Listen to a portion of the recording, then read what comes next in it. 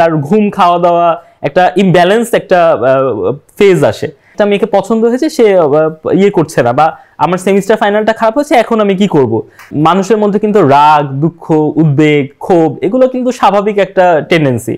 কিন্তু যখন এই রাগ, উদ্বেগ, চিন্তা, ক্ষোভ এবং আমাদের এইটা রেগুলার লাইফে ঘুম, খাওয়া দাওয়া এবং পারিবারিক যে সংযোগ বা স্বভাব এগুলোর উপর ইফেক্ট ফেলা শুরু করে, তখন কিন্তু একটা মানুষের কাউন্সেলিং নেওয়াটা খুব জরুরি হয়ে যায়। এবং তখনই সে বুঝতে পারবে যে এখন আমার কাউন্সেলিং দরকার।